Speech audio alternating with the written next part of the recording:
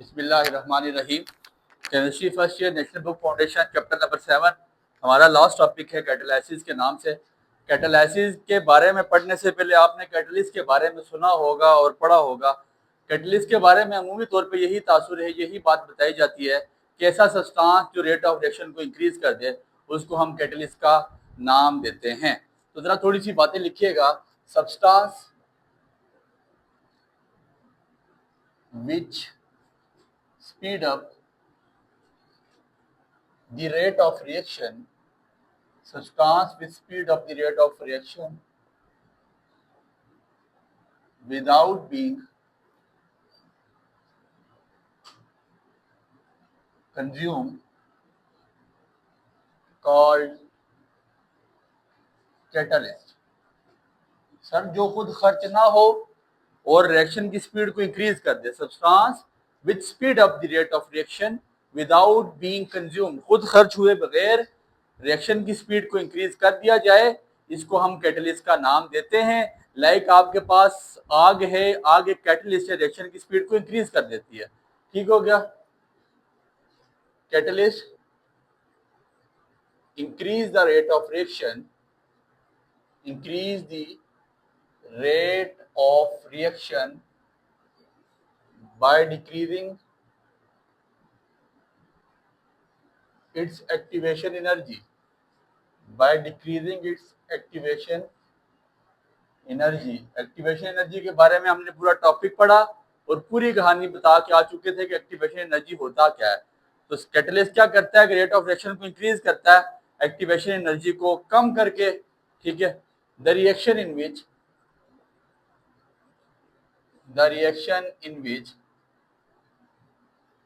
Catalyst use, जिस reaction में catalyst इस्तेमाल किया जाए, कॉल्ड कैटालाइज्ड रिएक्शन। ऐसे रिएक्शन को हम कैटालाइज्ड रिएक्शन का नाम देते हैं। And the whole process called catalysis, और इस पूरे प्रोसेस का नाम क्या है? Catalysis. Whole process is called catalysis. हमारा टॉपिक कैटालाइसिस है, कैटालिस्ट नहीं था। लेकिन कैटालाइसिस पढ़ने से पहले कैटालिस्ट के बारे में बताना लाजमी है कि कैटालिस्ट होता क्या है। ऐसा सब्सटेंस जो खुद खर्च हुए बगैर रिएक्शन की स्पीड को इंक्रीज कर दे, उसको हम कैटलिस्ट का नाम देते हैं। और कैटलिस्ट करता क्या है? उसकी एक्टिवेशन एनर्जी को कम करके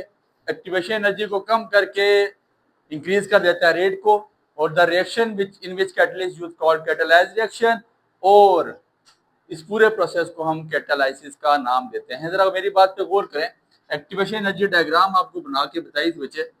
ऐसा है, यहाँ पे आपके पास रिएक्टेंट है, फर्ज करते हैं ये जो आपके पास पहाड़ी नुमा शेप बड़ी इस जगह पे आपके पास ऐसी, मतलब एक्टिवेशन एनर्जी ये प्रोडक्ट है, ये आपके पास रिएक्टेंट है, और यहाँ पे आपके पास क्या है? Product.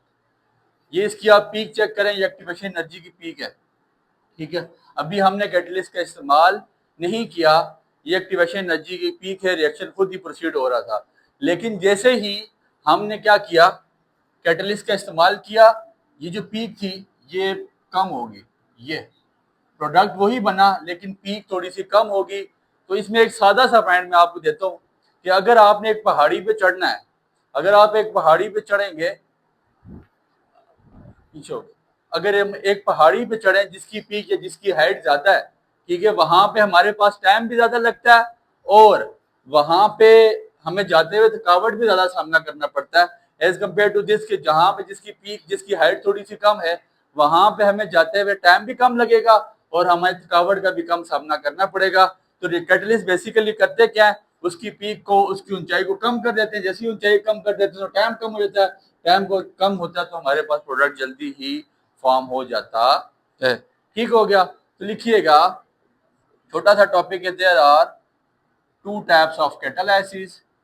To types of catalysis. Catalysis की दो टाइप्स हैं, homogeneous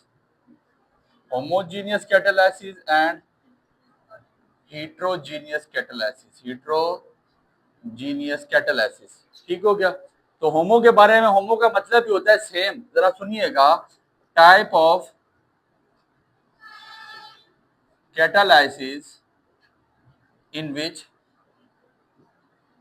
physical state physical state of reactant and catalyst is same.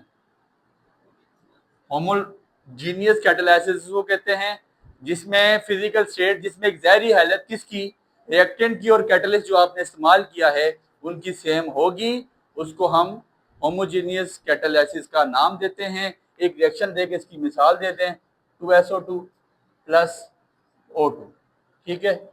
यहाँ पे आपके पास सोडियम हाइड्रोक्साइड, सोडियम डाइऑक्साइड आपके पास यहाँ पे गैसवस फॉर्म में मौजूद है, ऑक्सीजन भी यहाँ पे आपके पास गैसवस फॉर्म में मौजूद है। हमने कैटलिस्ट इस्तेमाल किया, नाइट्रोजन ऑक्साइड, वो भी गैसवस फॉर्म में मौजूद है, और जो हमारे पास प्रोडक्ट आ गया सोडियम डाइऑक्साइड 2SO3, ये भी हमारे पास गैसवस फॉर्म में मौजूद है। तो आपको नजर आ रहा है कि रिएक्टेंट ये भी गैसवस फॉर्म है, और आपके पास जो कैटलिस्ट है वो भी गैसवस फॉर्म है। जिनकी फिजिकल स्टेट सेम होगी उनको हम होमोजीनियस कैटालिसिस का नाम देंगे। इन दोनों की आपको फिजिकल स्टेट सेम नजर आ रही है, ठीक हो गया। और हीट्रो के बारे में लिख लें, type of catalysis in which, type of catalysis in which physical state of reactant and catalyst is not same। जहां आपको फिजिकल स्टेट सेम ना नजर आए, सेम ना मिले कैटलिस्ट की उस और रिएक्टेंट की, उसको हम हीट्रोजीनियस कैटालिसिस का नाम देते हैं। मशहूर ज़माना एग्जाम्पल हमारे पास N2+3H2, हम अमोनिया बनाया करते थे 2NH3, ये आपके पास अमोनिया बन गया। अमोनिया यहाँ पे आपके पास नाइट्रोजन भी गैसवस फॉर्म में, हाइड्रोजन भी गैसवस फॉर्म में, और जो आपके पास अमोनिया आया वो भी गैसवस फॉर्म में। लेकिन जो आपने यहाँ पे कैटलिस्ट इस्तेमाल किया आयरन Fe2O3, तो आयरन आपके पास यहाँ पे आपने इसको सॉलिड फॉर्म में इस्तेमाल किया है।